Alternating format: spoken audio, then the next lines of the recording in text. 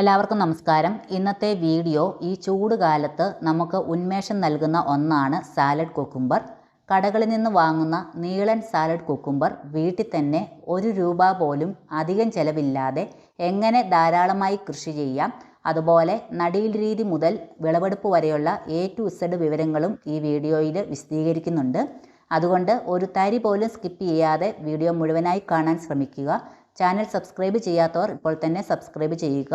അപ്പോൾ നമുക്ക് തുടങ്ങാം. ഞാനിവിടെ പെയിൻറ്റ് ബക്കറ്റിലാണ് സാലഡ് കുക്കുംബർ നട്ടുകൊടുക്കുന്നത്. നിങ്ങൾക്ക് ഗ്രോ ബാഗിലോ അല്ലെങ്കിൽ നേരിട്ട് മണ്ണിലും നട്ടുകൊടുക്കാവുന്നതാണ്. ഞാനിവിടെ പെയിൻറ്റ് ബക്കറ്റിൽ ആദ്യം കരിയില ഇട്ട് കൊടുത്തിട്ടുണ്ട്. അതിനുശേഷം ഇതിലേക്ക് പച്ചിലകൾ ഇട്ട് കൊടുക്കാം. നമ്മുടെ മുറ്റത്തെയും പറമ്പിലെയും ഒക്കെ കളകൾ ഇട്ട് കൊടുത്താൽ മതി. ശീമക്കൊന്നയുടെ ഇല, ആര്യവേപ്പിൻ്റെ ഇല, കമ്മ്യൂണിസ്റ്റ് പച്ചയുടെ ഇല ഉണ്ടെങ്കിൽ ഏറ്റവും നല്ലത്. ഈ വക ഇലകൾക്ക് മണ്ണിൽ കൂടി ഉണ്ടാകുന്ന രോഗങ്ങളിൽ നിന്ന് ചെടികളെ പ്രതിരോധിക്കാനുള്ള ശക്തിയുണ്ട്. ഇല്ലെങ്കിൽ നമ്മുടെ മുറ്റത്തെ കളകളുമൊക്കെ പറിച്ചിട്ട് കൊടുത്താൽ മതി. പച്ചിലകളിൽ ധാരാളം നൈട്രജൻ കണ്ടൻറ്റ് അടങ്ങിയിട്ടുണ്ട്. നമ്മുടെ കയ്യിൽ വളങ്ങളൊന്നുമില്ലെങ്കിൽ ഇതുപോലെ ധാരാളം കരിയിലയും പച്ചിലകളും ഇട്ടിട്ട് കുക്കുംബറിൻ്റെ തൈകൾ നട്ടുകൊടുത്താൽ മതി. തൈകൾ വളരുന്നതിനനുസരിച്ച് ഇത് വളമായിട്ട് ഈ ഇലകൾ ചേരുകയും ചെയ്യും. കൂടാതെ മണ്ണിന് നല്ല ഇളക്കം കിട്ടുകയും ചെയ്യും. ഇങ്ങനെ നല്ല ഇളക്കം കിട്ടുന്നത് കൊണ്ട് നമ്മൾ നട്ടുകൊടുക്കുന്ന കുക്കുംബർ തൈകൾ പെട്ടെന്ന് വേരുകൾ മണ്ണിലേക്ക് ആഴ്ന്നിറങ്ങി ചെടികൾ വളരുകയും നിറയെ പൂക്കളും കായ്കളും ഉണ്ടാവുകയും ചെയ്യും. ഇനി നമ്മൾ ചേർത്ത് കൊടുക്കുന്നത് കുറച്ച് സാദാ മണ്ണും വീട്ടിൽ തയ്യാറാക്കിയ കിച്ചൺ കമ്പോസ്റ്റുമാണ് എടുത്തിരിക്കുന്നത്. ഇത് മിക്സ് ആക്കിയതിന് ശേഷം ചേർത്ത് കൊടുക്കാം. ഇതിൽ ഒരുപിടി വേപ്പിൻ പിണ്ണാക്ക് കൂടി ചേർത്താൽ കീടങ്ങളെ അകറ്റാൻ നല്ലതാണ്. നിങ്ങൾക്ക് കമ്പോസ്റ്റിന് പകരമായിട്ട് ചാണകപ്പൊടിയോ കാലിവളമോ ചേർക്കാവുന്നതാണ്. അപ്പോൾ ആർക്കെങ്കിലും കിച്ചൺ വേസ്റ്റ് ഉപയോഗിച്ച് യാതൊരു ബാഡ് സ്മെല്ലും ഇല്ലാത്ത കമ്പോസ്റ്റ് തയ്യാറാക്കണമെന്നുണ്ടെങ്കിൽ ആ വീഡിയോയുടെ ലിങ്ക് ഡിസ്ക്രിപ്ഷൻ ബോക്സിൽ കൊടുത്തേക്കാം. ഈ വീഡിയോയ്ക്ക് ഇപ്പോഴും നല്ല വ്യൂസും കമൻസും ഒക്കെ കിട്ടിക്കൊണ്ടിരിക്കുന്ന ഒരു വീഡിയോയാണ്. അപ്പോൾ താല്പര്യമുള്ളവർ കണ്ടു നോക്കൂ. ഈ കാണുന്നത് വിത്തുകൾ പാകി കിളിപ്പിച്ച തൈകളാണ്. വളരെ ഈസി ആയിട്ട് തന്നെ തൈകളാക്കിയെടുക്കാം. അല്പം പുളിച്ച കഞ്ഞിവെള്ളത്തിലേക്ക് വിത്തുകൾ 2 മണിക്കൂറെങ്കിലും കുതിർത്ത് വെച്ചതിന് ശേഷം വേണമെങ്കിൽ വിത്തുകളെടുത്ത് നേരിട്ട് ഇതിലേക്ക് പാകി കൊടുക്കാം. അല്ലെങ്കിൽ ഇതുപോലെ തൈകളാക്കിയതിന് ശേഷം ഈ കാണുന്ന പോലെ നട്ടുകൊടുക്കാം. വിത്തുകൾ തൈകളാക്കുന്ന വീഡിയോ ഈ അടുത്ത ഇടയ്ക്ക് ഇട്ടിട്ടുണ്ട്. ആർക്കെങ്കിലും കാണണമെങ്കിൽ അതിൻ്റെ ലിങ്ക് കൂടി ഡിസ്ക്രിപ്ഷൻ ബോക്സിൽ കൊടുത്തേക്കാം. അപ്പോൾ നമ്മൾ ഈ തൈകൾ കുറച്ച് താഴ്ത്തി നട്ടുകൊടുക്കാം. അപ്പോൾ ഞാൻ ഈ ബക്കറ്റിൽ 2 തൈകളാണ് നട്ടുകൊടുക്കുന്നത്. പാത്രത്തിലും ഗ്രോ ബാഗിലും ഒക്കെ ആണെങ്കിൽ മാക്സിമം 2 തൈകൾ നട്ടുകൊടുക്കുന്നതാണ് നല്ലത്. ഇതിന് താങ്ങായിട്ട് ഓരോ കമ്പ് കൂടി നാട്ടിക്കൊടുക്കുന്നുണ്ട്. പിന്നീട് വള്ളി വീശി തുടങ്ങുമ്പോൾ ഈ കമ്പിൽ നിന്ന് ഓരോ കയറ് കെട്ടി പന്തലിലേക്ക് കയറ്റി വിട്ടാൽ മതി. ഇനി ഒരല്പം വെള്ളവും കൂടി ഒഴിച്ചു കൊടുത്തതിന് ശേഷം 3-4 ദിവസത്തേക്ക് തണലത്തേക്ക് മാറ്റിവെക്കാം. ഇപ്പോൾ ഈ കാണുന്നത് നമ്മൾ തൈകൾ നട്ടുകൊടുത്തതിന് ശേഷം കൃത്യം ഒരാഴ്ച ആയപ്പോഴേക്കും ഇതിൽ വള്ളി വീശി തുടങ്ങിയിട്ടുണ്ട്. അടുത്തത് ഈ കാണുന്നത് വീണ്ടും കൃത്യം ഒരാഴ്ച കൂടി ആയപ്പോഴേക്കും ഇത്രയും വലുതായി പന്തലിലേക്ക് കയറി തുടങ്ങി. അതായത് കൃത്യം 2 ആഴ്ച ആയപ്പോഴേക്കും ഇതിൽ നിറയെ പൂക്കളും കായ്കളും വരാൻ തുടങ്ങിയിട്ടുണ്ട്. ഞാനിവിടെ മണ്ണിൽ വെച്ചതിനേക്കാൾ ഫാസ്റ്റായിട്ട് വളർന്നത് ബക്കറ്റിൽ വെച്ച കുക്കുംബറാണ്. കാരണം നമ്മൾ കുറച്ച് വളം മാത്രമേ ഇട്ട് കൊടുക്കുന്നുള്ളൂ എങ്കിലും ആ കൊടുക്കുന്ന വളം മുഴുവനായിട്ട് ഇതിന് തന്നെ കിട്ടും. എന്നാൽ മണ്ണിലാകുമ്പോൾ ആ വളം എല്ലായിടത്തും സ്പ്രെഡ് ചെയ്തു പോകും. അല്ലെങ്കിൽ അതിനനുസരിച്ച് അടിവളം നന്നായിട്ട് ചെയ്തു കൊടുക്കണം. ഈ കാണുന്നത് ഒരു പെൺപൂവാണ്. അതായത് കായോട് കൂടി വരുന്ന പൂവാണ് പെൺപൂവ്. ഇങ്ങനെ വരുന്നത് കുക്കുംബറായി മാറും. എന്നാൽ ഈ പൂക്കളെല്ലാം കുക്കുംബറായിട്ട് കിട്ടുമെന്ന് വിചാരിക്കരുത്. ഇതിൽ പെൺപൂക്കൾ മാത്രമേ കായ്കളാവുകയുള്ളൂ. ഇനി നമുക്ക് എന്തെങ്കിലും ജൈവവളം ചേർത്ത് കൊടുക്കാം. കിച്ചൺ കമ്പോസ്റ്റോ ചാണകപ്പൊടിയോ ഉണ്ടെങ്കിൽ അത് ചേർത്ത് കൊടുക്കാം. ചാണകപ്പൊടിയാണ് ചേർക്കുന്നതെങ്കിൽ ഒരു പിടി ചാരവും കൂടി ചേർത്ത് കൊടുക്കുന്നത് നല്ലതാണ്. കാരണം ചാരത്തിൽ പൊട്ടാസ്യം അടങ്ങിയിട്ടുണ്ട്. പൂക്കളും കായ്കളും ഒക്കെ ഉണ്ടാകാൻ തുടങ്ങിയാൽ പൊട്ടാസ്യം അടങ്ങിയ വളം കൊടുക്കുന്നതാണ് കൂടുതൽ നല്ലത്. കിച്ചൺ കമ്പോസ്റ്റിൽ കൂടുതലും പഴത്തൊലിയൊക്കെ ചേർത്തുണ്ടാക്കുന്ന കമ്പോസ്റ്റ് ആണെങ്കിൽ അത് ചേർത്ത് കൊടുത്താലും മതി.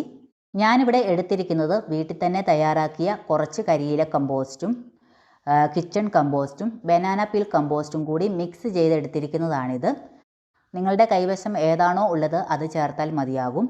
ഈ ഒരു വളത്തിലൂടെ മെയിനായിട്ട് ചെടിക്ക് വേണ്ട കാർബണും നൈട്രജനും പൊട്ടാസ്യവും ധാരാളമായി ലഭിക്കും. ഞാനിതിൽ കുറച്ച് ചാരവും കൂടി ചേർക്കുന്നുണ്ട്. ബനാന പീൽ കമ്പോസ്റ്റ് ചേർക്കുന്നുണ്ടെങ്കിൽ ചാരം ചേർത്തില്ലെങ്കിലും കുഴപ്പമില്ല. കൂടാതെ ഒരു പിടി വേപ്പിൻ പിണ്ണാക്കും കൂടി ഉണ്ടെങ്കിൽ ചേർത്ത് കൊടുക്കുന്നത് നല്ലതാണ്. എൻ്റെ കൈവശം വേപ്പിൻ പിണ്ണാക്ക് ഇല്ലാത്തത് കൊണ്ട് ഞാൻ ഇടയ്ക്കിടയ്ക്ക് ഇതിൻ്റെ ചുവട്ടിൽ കമ്മ്യൂണിസ്റ്റ് പച്ചയുടെ ഇല, ആര്യവേപ്പിൻ്റെ ഇല, ശീമക്കൊന്നയുടെ ഇല ഇവയിലേതെങ്കിലും ഒന്ന് ചേർത്ത് കൊടുക്കാറുണ്ട്. ചെടികളെ ആക്രമിക്കുന്ന ഒട്ടുമിക്ക കീടാക്രമണത്തിൽ നിന്നും ഒരു പരിധി വരെ തരണം ചെയ്യാൻ ഈ ഇലകൾക്ക് പറ്റും. കാരണം ഈ ഇലകളുടെ സ്മെല്ല് അടിക്കുന്നിടത്ത് കീടങ്ങൾ വരില്ല. ഇനി നമുക്ക് ഈ വളം ചുവട്ടിലേക്ക് ഇട്ട് കൊടുക്കുന്നതിന് മുമ്പ് ചുവടൊന്ന് പതുക്കെ ഇളക്കി കൊടുക്കണം. വേരൊന്നും പൊട്ടാതെ പതുക്കെ ഇളക്കിയിട്ട് വളം ചേർത്ത് കൊടുക്കാം. അതിനുശേഷം കുറച്ച് കരിയിലയും പച്ചിലകളും ഒക്കെ പൊതയിട്ട് കൊടുത്തതിന് ശേഷം വെള്ളവും കൂടി ഒഴിച്ച് കൊടുത്തിട്ടുണ്ട്. ഇനി നമ്മൾ ഈ കാണുന്നത് വീണ്ടും ഒരാഴ്ച കൂടി കഴിഞ്ഞപ്പോഴേക്കും നമുക്ക് ഫസ്റ്റ് വിളവെടുപ്പിന് സമയമായി. അതായത് കുക്കുംബർ തൈ നട്ടിട്ട് 3-ാമത്തെ ആഴ്ചയിലാണ് ഫസ്റ്റ് വിളവെടുപ്പ് നടത്തുന്നത്. അപ്പോൾ നമ്മൾ ഈ ബക്കറ്റിൽ ആകെ 2 തൈകൾ നട്ടിട്ടുള്ളൂ. നിങ്ങൾ പന്തലിലൊക്കെ കയറ്റി വിടാനാണെങ്കിൽ 4-5 ചുവട് കുക്കുംബർ എങ്കിലും മിനിമം നട്ടു കൊടുക്കണം. ഇതിൽ വീണ്ടും ഒത്തിരി കായ്കൾ ഉണ്ടായി വരുന്നുണ്ട്. സാധാരണ ഇതിൻ്റെ വിളവെടുപ്പ് 45-നും 60 ദിവസത്തിനും ഉള്ളിലാണെന്നാണ് പറയുന്നത്. എന്നാൽ എനിക്ക് 3 ആഴ്ച കഴിഞ്ഞപ്പോൾ ഫസ്റ്റ് വിളവെടുപ്പ് നടത്തി. 45-ാം ദിവസമൊക്കെ ആയപ്പോഴേക്കും നല്ല രീതിയിലുള്ള വിളവ് കിട്ടിത്തുടങ്ങി. കൃഷിയിലേക്ക് തുടക്കക്കാരായിട്ട് വരുന്നവർക്ക് വളരെ സിമ്പിളായിട്ട് ചെയ്യാൻ പറ്റുന്ന ഒരു വിളയാണ് ഈ കുക്കുംബർ. നമുക്ക് ധാരാളമായിട്ട് വിളവ് കിട്ടും. ഇത് കായ്കളായി മാറിക്കഴിഞ്ഞാൽ ഒരു 4-5 ദിവസത്തിനുള്ളിൽ തന്നെ വിളഞ്ഞ കുക്കുംബർ പാകമായിരിക്കും. ഫാസ്റ്റായിട്ട് വളരുന്ന ഇനമാണിത്. ഡെയിലി നമുക്ക് ആവശ്യത്തിൽ കൂടുതൽ കുക്കുംബർ ഇതിൽ നിന്ന് കിട്ടും. ഞാൻ ഈ കുക്കുംബർ കൃഷി ചെയ്യുന്നതിന് മുമ്പ് കടയിൽ നിന്ന് സ്ഥിരമായിട്ട് വാങ്ങുന്ന ഒരാളായിരുന്നു. എന്നാൽ ഇത്രയും നല്ല നീളത്തിലും വണ്ണത്തിലുമുള്ള കുക്കുംബർ ഇതുവരെ കടയിൽ നിന്ന് വാങ്ങിച്ചിട്ട് കിട്ടിയിട്ടില്ല. സാധാരണ കടയിൽ നിന്ന് വാങ്ങുമ്പോൾ കായ്ച്ച കുത്തിയ പാടുമൊക്കെ കാണും. നമ്മൾ കൃഷി ചെയ്ത് ഈ കുക്കുംബർ കാണുമ്പോൾ നല്ലൊരു ഓമനത്തം തോന്നും. അതായത് യാതൊരു കുത്തും പാടും ഒന്നുമില്ലാത്ത നല്ല കുക്കുംബറാണ് കിട്ടിയിരിക്കുന്നത്. നിങ്ങൾ ഒരു പ്രാവശ്യമെങ്കിലും കൃഷി ചെയ്ത കുക്കുംബർ കഴിച്ചിട്ടുണ്ടെങ്കിൽ പിന്നെ നിങ്ങൾ കടയിൽ നിന്ന് വാങ്ങാൻ തോന്നില്ല. അതുപോലെ പലരുടെയും സംശയമാണ് കുക്കുംബറിൽ ഒരുപാട് പൂക്കൾ ഉണ്ടാകുന്നുണ്ട്, എന്നാൽ എല്ലാം കായകളായി മാറുന്നില്ല. അതിനുള്ള കാരണം അതായത് കുക്കുംബർ ചെടിയിൽ പെൺപൂക്കളും ആൺപൂക്കളുമുണ്ട്. ചില സമയത്ത് ആൺപൂക്കളായിരിക്കും കൂടുതലും ഉണ്ടാകുന്നത്. എന്നാൽ ഈ കാണുന്നത് പെൺപൂവാണ്. പെൺപൂക്കളിൽ ഇതുപോലെ ചെറിയ കായകൾ കാണും. എന്നാൽ ഈ പെൺപൂക്കളിലെല്ലാം പരാഗണം നടന്നിട്ടുണ്ടെങ്കിൽ മാത്രമേ പിന്നീട് കായ്കളായി മാറുകയുള്ളൂ. അല്ലെങ്കിൽ ഈ കായകൾ മഞ്ഞളിച്ച് ഉണങ്ങി പൊഴിഞ്ഞു പോകും. സാധാരണ നമ്മുടെ പ്രദേശങ്ങളിൽ തേനീച്ചകളും മറ്റു ജീവികളും ചിത്രശലഭങ്ങളും ഒക്കെ കുറവാണെങ്കിൽ നമ്മൾ കൃത്രിമമായിട്ട് പോളിനേഷൻ നടത്തി കൊടുത്താൽ മാത്രമേ എല്ലാ പെൺപൂക്കളും കായകളായി മാറുകയുള്ളൂ. അങ്ങനെയുള്ള സന്ദർഭത്തിൽ എങ്ങനെയാണ് കൃത്രിമമായി പോളിനേഷൻ നടത്തുന്ന രീതി കാണിച്ചു തരാം. അതിനായിട്ട് ഈ കാണുന്നതാണ് ആൺപൂവ്. ഇതിൽ കായ്കൾ കാണില്ല. ഇതിൻ്റെ പുറകിൽ വളരെ നൈസായിട്ടുള്ള തണ്ടോടുകൂടി കാണുന്നതാണ് ആൺപൂക്കൾ. ഈ ഒരു ആൺപൂവിനെ പറിച്ചെടുത്ത് ഇതിൻ്റെ ഇതളുകൾ മാറ്റിയിട്ട് ഇതിനുള്ളിലെ പൂമ്പൊടി കിട്ടാൻ വേണ്ടിയിട്ട് ഇതുപോലെ പെൺപൂവിനുള്ളിലേക്ക് ഉരസി കൊടുക്കണം. ഇങ്ങനെ കൊടുത്തിട്ടുണ്ടെങ്കിൽ ഉറപ്പായിട്ടും കായ്കളായി മാറും. പിന്നെ നമ്മൾ ശ്രദ്ധിക്കേണ്ട മറ്റൊരു കാര്യം, കായ്കൾ കണ്ട ഉടനെ തന്നെ കവർ ചെയ്ത് നിർത്തരുത്. കാരണം അതിൽ പോളിനേഷൻ നടന്നിട്ടുണ്ടെന്ന് മനസ്സിലാക്കിയതിന് ശേഷം മാത്രമേ പേപ്പറോ മറ്റെന്തെങ്കിലും വെച്ച് കവർ ചെയ്യാവൂ. അപ്പോൾ അത് എങ്ങനെയാണെന്ന് വെച്ചാൽ ഈ കാണുന്നത് കായോട് കൂടിയ പെൺപൂവാണ്. ഇങ്ങനെ കണ്ട ഉടനെ കവർ ചെയ്യരുത്. കാരണം ഇതിൽ പോളിനേഷൻ നടന്നിട്ടില്ല. പോളിനേഷൻ നടന്ന പൂവ് ഇതുപോലെ വിടർന്ന് നിൽക്കില്ല. ഈ കാണുന്ന പോലെ താഴോട്ട് പൂവ് ചുരുങ്ങി വരും. ഇതിൽ പോളിനേഷൻ നടന്നിട്ടുണ്ട്. ഇത് നമുക്ക് കവർ ചെയ്ത് നിർത്താവുന്നതാണ്. അതുപോലെ വേറൊരു കാര്യം കാണിച്ചു തരാം. ഇത് കണ്ടോ, ഇതുപോലെ ഷേപ്പ്ലെസ് ആയിട്ടുള്ള കായ്കൾ കാണുന്നതിൻ്റെ മെയിൻ കാരണങ്ങൾ ഒന്നാമത്തേത് അപൂർണമായ പരാഗണം, അതായത് നന്നായിട്ട് പരാഗണം നടക്കാതെ വരുമ്പോൾ. പിന്നെയുള്ള പ്രശ്നം ഒഴിച്ചു കൊടുക്കുന്ന വെള്ളത്തിൻ്റെ കുറവ് മൂലമോ പൊട്ടാസ്യത്തിൻ്റെ കുറവ് മൂലമോ ആണ് സാധാരണ കായ്കൾക്ക് രൂപമാറ്റം വരുന്നത്. എന്നാൽ ഈ ലക്ഷണങ്ങളൊക്കെ പരിഹരിച്ചിട്ടും കായ്കൾക്ക് രൂപമാറ്റം സംഭവിക്കുന്നുണ്ടെങ്കിൽ അത് ബോറോൺ എന്ന മൂലകത്തിൻ്റെ കുറവ് കൊണ്ടാണ്. ഇത് നമുക്ക് വളമൊക്കെ കിട്ടുന്ന കടയിൽ മേടിക്കാൻ കിട്ടും. എന്നാൽ ഇതിന് വീട്ടിൽ ചെയ്യാൻ പറ്റുന്ന പരിഹാരം പറയാം. ഈ ഒരു പ്രശ്നത്തിന് നമ്മുടെ മീനിൻ്റെ വേസ്റ്റ് ഉപയോഗിച്ചിട്ടുള്ള വളമാണ് ഏറ്റവും നല്ലത്. കുക്കുംബർ അഥവാ കക്കിരി കൃഷിക്ക് ഏറ്റവും നല്ല വളം മീൻ വേസ്റ്റ് ഉപയോഗിച്ചിട്ടുള്ള വളമാണ്. മീനിൻ്റെ വേസ്റ്റിൽ ഒരുപാട് ന്യൂട്രിയൻസ് അടങ്ങിയിട്ടുണ്ട്. അതുകൊണ്ട് മത്തി പോലുള്ള മീനിൽ ഒരുപാട് മൂലകങ്ങൾ അടങ്ങിയിട്ടുണ്ട്. നമുക്ക് മീനിൻ്റെ തലയും ഒക്കെ കമ്പോസ്റ്റാക്കി മാറ്റിയത് അടിവളമായിട്ട് ഇട്ട് കൊടുത്ത് കൃഷി ചെയ്യുന്നതാണ് ഏറ്റവും നല്ലത്. അതിനായിട്ട് മീനിൻ്റെ വേസ്റ്റ് ഇടുന്ന കൂടത്തിൽ പച്ചക്കറി വേസ്റ്റും ഇടാം, ഒപ്പം മണ്ണും ചേർത്ത് കമ്പോസ്റ്റ് ആക്കാം.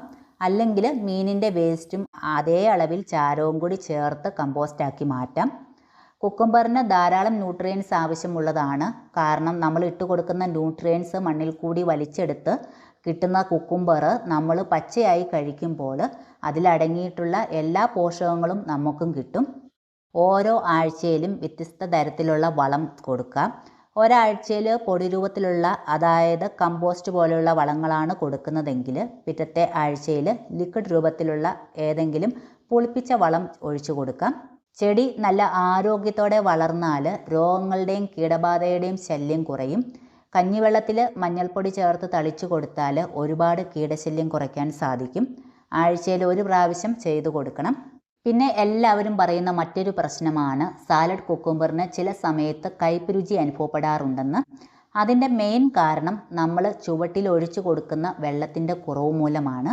മറ്റു പച്ചക്കറി ഇനങ്ങളെക്കാൾ ഏറ്റവും കൂടുതൽ വെള്ളം വലിച്ചെടുക്കുന്നത് കുക്കുംബറാണ്. ഏറ്റവും കൂടുതൽ വാട്ടർ കണ്ടൻ്റ് ഉള്ള ഒരു വെജിറ്റബിളാണ് കുക്കുംബർ എന്ന് നമുക്കറിയാം. അതുകൊണ്ട് തന്നെ നല്ല വെയിലുള്ള സമയമാണെങ്കിൽ 2 നേരവും വെള്ളം ഒഴിച്ചു കൊടുക്കണം. വെള്ളം ആവശ്യത്തിന് ഒഴിച്ച് കൊടുത്തിട്ടും കയ്പ്പ് പോലെ തോന്നുന്നുണ്ടെങ്കിൽ വേപ്പിൻ പിണ്ണാക്ക് ഇട്ട് കൊടുക്കുന്നത് നിർത്തണം. അതായത് തൈകൾ മാറ്റി നടുന്ന സമയത്ത് വേപ്പിൻ പിണ്ണാക്ക് ഇട്ട് കൊടുക്കുന്നത് നല്ലതാണ്. കുക്കുംബർ കായ്ക്കാൻ തുടങ്ങിക്കഴിഞ്ഞാൽ വേപ്പിൻ പിണ്ണാക്കിൻ്റെ അളവ് കുറയ്ക്കണം. അതുപോലെ വേപ്പെണ്ണ എമൽഷൻ സ്പ്രേ ചെയ്യുന്നത് കായകളിൽ വീഴാതെ ഇലകളിൽ മാത്രമായിട്ട് വീഴാനും ശ്രദ്ധിക്കണം. ഈ കാണുന്നത് ആമവണ്ട് എന്ന് പറയുന്ന ജീവിയാണ്. കുക്കുംബർ ചെടിയെ അധികം ബാധിക്കുന്ന ഒന്നല്ല, എന്നാൽ ഇതിനെ കണ്ടാൽ അപ്പോൾ തന്നെ നശിപ്പിക്കുക. ഇത് കൂടുതലും കാണപ്പെടുന്നത് ചീര, മധുരക്കിഴങ്ങ്, ഇലച്ചെടികൾ എന്നിവയിലാണ് ഇത് കൂടുതലും ആക്രമിക്കുന്നത്. എന്നാൽ ഇതുപോലത്തെ ചുമന്ന മത്തൻ വണ്ട് എന്ന് പറയുന്ന ഈ കീടമാണ് മത്തൻ, വെള്ളരി, പടവലം, കുമ്പളം തുടങ്ങിയ വിളകൾക്ക് ഏറ്റവും ഉപദ്രവകാരിയാണ് ഈ കീടം. ഇവ ഇലകളിൽ ദ്വാരങ്ങൾ ഉണ്ടാക്കി ഇലകളെ നശിപ്പിക്കുന്നത് മൂലം ചെടിയുടെ പ്രകാശസംശ്ലേഷണത്തെ ബാധിക്കുകയും വളർച്ച മുരടിക്കുകയും ചെയ്യും. കൂടാതെ ഇതിലുണ്ടാകുന്ന പൂക്കളെ തിന്നുന്നത് മൂലം കായ്ഫലം കുറയുകയും ചെയ്യും. കൂടാതെ ഈ വണ്ടുകളുടെ ലാർവകൾ മണ്ണിൽ വളരുകയും വേരുകളെ ആക്രമിക്കുകയും ചെയ്യുന്നത് മൂലം ചെടി വാടിപ്പോകാനും കാരണമാകാറുണ്ട്. ഈ ഒരു വണ്ടിനെ നമുക്ക് ജൈവ രീതിയിൽ തന്നെ നിയന്ത്രിക്കാൻ പറ്റും. അതായത് കുറച്ച് കുമ്മായം അല്ലെങ്കിൽ ചാരം എടുത്തിട്ട് നേരിയ തോതിൽ ഇലകളിൽ വിതറുന്നത് വണ്ടുകൾ ഇലകളെ തിന്നുന്നത് തടയാൻ സഹായിക്കും. ചാരമാണെങ്കിലും കുമ്മായമാണെങ്കിലും ഒരുപാട് നേരിട്ട് ഇട്ട് കൊടുക്കരുത്. വളരെ ലൈറ്റായിട്ട് മാത്രമേ വിതറി കൊടുക്കാവൂ. അല്ലെങ്കിൽ വേപ്പെണ്ണ എമൽഷൻ തളിച്ചു കൊടുക്കാം. അതായത് 5 മില്ലി വേപ്പെണ്ണ 1 ലിറ്റർ വെള്ളത്തിൽ കലക്കിയതിന് ശേഷം വൈകുന്നേര സമയങ്ങളിൽ ചെടികളിൽ തളിക്കുക. വണ്ടുകൾ ഇലകളിൽ മുട്ടയിടുന്നത് തടയാനും അവയെ അകറ്റാനും ഇത് നല്ലതാണ്. ഈ പ്രാവശ്യം ലിക്വിഡ് രൂപത്തിലുള്ള വളമാണ് ഒഴിച്ചു കൊടുക്കുന്നത്. ഇത് നമ്മുടെ ബനാനയുടെ ടോണിക്കാണ്. ഈ ഒരു ടോണിക്ക് ഉണ്ടാക്കി നമുക്ക് 1 വർഷത്തിന്മേൽ സൂക്ഷിച്ചു വെക്കാവുന്നതാണ്. ഈ ഒരു ടോണിക്ക് ചെടികൾക്ക് പൊട്ടാസ്യം കണ്ടൻറ്റ് ധാരാളമായിട്ട് കിട്ടുന്ന ഒരു വളമാണിത്. 1 ലിറ്റർ വെള്ളത്തിൽ 5 മില്ലി എന്ന കണക്കിലാണ് എടുക്കേണ്ടത്. ഈ ഒരു ബക്കറ്റ് 5 ലിറ്ററിൻ്റെ ബക്കറ്റാണ്. അതുകൊണ്ട് തന്നെ ഞാൻ ഇതിൽ 25 മില്ലിയാണ് ഒഴിച്ചു കൊടുക്കുന്നത്. നമുക്ക് എന്തുമാത്രം ആവശ്യമുണ്ടോ അതനുസരിച്ച് എടുത്താൽ മതിയാവും. ഈ ഒരു ബനാന ഫെർട്ടിലൈസർ പച്ചക്കറി ചെടികളും പൂച്ചെടികളും ഒക്കെ കൃഷി ചെയ്യുന്നവർക്ക് മസ്റ്റായിട്ട് ഉണ്ടാക്കി വെക്കേണ്ട ഒരു വളമാണിത്. ഇത് പൊട്ടാസ്യം റിച്ച് ആയിട്ടുള്ള വളമായതുകൊണ്ട് തന്നെ പൂക്കളും കായ്കളും ഒക്കെ ഉണ്ടാകുന്ന ഇനത്തിൽപ്പെട്ട എല്ലാ ചെടികൾക്കും ഒഴിച്ചു കൊടുക്കാൻ പറ്റിയ കിടിലൻ വളമാണിത്. ഈ വീഡിയോയുടെ ലിങ്കും ഡിസ്ക്രിപ്ഷൻ ബോക്സിൽ കൊടുത്തേക്കാം. അപ്പോൾ ഈ വീഡിയോയിൽ പറഞ്ഞിരിക്കുന്ന കാര്യങ്ങളൊക്കെ ശ്രദ്ധിച്ചിട്ടുണ്ടെങ്കിൽ നമുക്ക് കൊട്ട നിറയെ കുക്കുംബർ വിളവെടുക്കാൻ പറ്റും. സാലഡ് കുക്കുംബർ കൃഷി ചെയ്യുന്നവർ പ്രധാനമായും അറിഞ്ഞിരിക്കേണ്ട കാര്യങ്ങൾ ചുരുക്കി പറയാം.